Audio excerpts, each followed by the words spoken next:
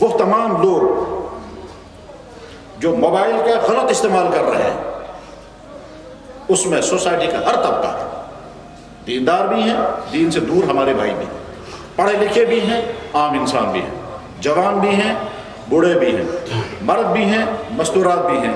Mobile بہت فائدہ مند چیز ہے اور بہت نقصان دہ چیز ہے۔ عقل کہتی ہے اس کے فائدوں سے فائدہ اٹھاؤ اور اس کے نقصانوں سے اپنے آپ کو بچاؤ۔ اب اگر ہم گھنٹوں چیٹنگوں میں لگے ہوئے ہیں تو آخر میں اپنی عقل سے پوچھیں آپ کو فائدہ کیا ہوا اس سے؟ اور اگر ہم غلط ویب سائٹیں دیکھ رہے ہیں تو بعد میں اپنی عقل سے پوچھیں فائدہ، شریعت کو ابھی رہنے دیں، ابھی تو عقل سے بات ہے کہ اپنی عقل سے پوچھیں تم کو فائدہ کیا ہوا۔ اور اگر یہ بات سمجھ میں نہیں آ رہی تو میں ایک اور مثال دیتا ہوں۔ مثلا دنیا میں بے شمار قومیں اپنے آپ کو ماڈرن سمجھ کر اور ان کے پیچھے پیچھے چلنے والے، ان کو ہم بھی انہیں کے ساتھ ہی ہیں، کتے خریدتے ہیں، کتے پالتے ہیں، ٹھیک ہے، دنیا میں اربوں روپیہ کتوں کے پالنے پر خرچ ہو رہا ہے، فائدہ اس کا کیا ہے؟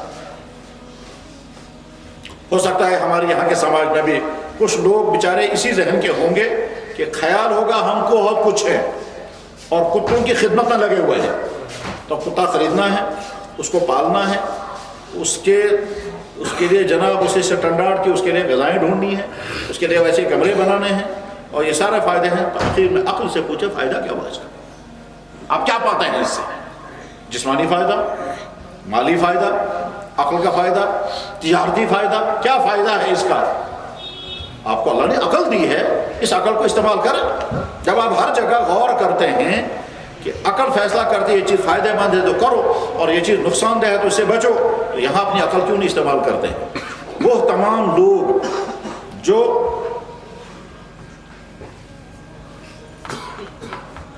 ساری رات اسٹیڈیموں میں میچ دیکھتے ہیں، ٹھیک ہے، وہ اپنے آپ سے پوچھیں اس دیکھنے کا فائدہ آپ کو کیا ہوا؟ وہ تمام لوگ جو دنیا میں کہیں ورلڈ کپ کی کوئی سے بھی ورلڈ کپ کی سیریز چل رہی ہوگی اور ہفتے بھر تک نہیں مہینوں تک اس کو دیکھتے رہیں گے، اپنے آپ کو پوچھیں، اپنی عقل سے پوچھیں آپ کو ملا کیا اس سے؟ آپ کو کیا فائدہ ہوا؟ وہ تمام بھائی جس میں ہم خود شامل ہیں کہ جو موبائل کے بے فائدہ استعمال، حرام نہیں کہہ رہا ہوں، بے فائدہ استعمال میں گھنٹوں نہیں آدھی عمر ضائع کر رہے ہیں، تو اپنی عقل سے پوچھیں فائدہ اس کا کیا ہوتا ہے؟ مثلا میں 5-7 گھنٹے تک چیٹنگیں کی یا کھیل کھیلے، پبجیاں کھیلتے رہے، ٹھیک ہے، یا ایسی ویب سائٹ ہے جس میں تعجب ہے، واہ واہ عجیب چیز ہے، بس یہ تو تعجب کی چیزیں دیکھتے رہے، پھر دیکھنے کے بعد پھر اپنے آپ سے باتیں پوچھے فائدہ کیا ہوا؟ تو جب عقل اچھی طرح سے اوپن کر دیں گے آخر میں عقل کے کوئی فائدہ نہیں۔ ہاں مزہ بہت آتا رہا، تو یہ وقتی مزہ آتا رہا، ہاتھ میں کچھ بھی نہیں آیا۔ اللہ تعالیٰ شان قرآن کریم میں کہتے ہیں کہ جب تمہارے پاس ایمان نہیں ہوگا تو بے فائدہ کاموں میں تم کو مزہ آئے گا۔ تو آج یہی ہوتا ہے کہ یا تو ایمان ختم ہو چکا ہے اس لیے بے فائدہ کاموں میں مزہ آ رہا ہے، ٹھیک ہے، اور یا پھر اتنا ایمان کمزور ہو چکا ہے کہ اس کمزور ایمان کی حالت ویسی ہے جیسے ایمان سے محروم انسانوں کی، وہ بالکل ایک ہی حالت میں ہے، تو وہ بیچارہ لگا رہتا ہے۔ قرآن میں اللہ تعالیٰ کہتے ہیں والذین علی اللغو معرضون، ایمان والوں کی خصوصیت یہ ہے کہ بے فائدہ کاموں میں کبھی ان کا دل ہی نہیں لگے گا۔ اس وقت دنیا کے تمام انسان کتنے بے فائدہ کاموں میں لگے ہوئے ہیں، اب جب غور کرتے رہیں گے آپ کو عجیب عجیب چیزیں لگیں گی۔ مثلا فرض کیجئے لڑکوں کا گروپ نکلا اور وہ گھومنے کے لیے گیا، کہاں صاحب گئے؟ چاہے گلمرگ گئے، چاہے پہلگام گئے، چاہے کہیں اور دنیا کے اور بڑے پسند وہ جائیں گے کہیں سوئٹزرلینڈ۔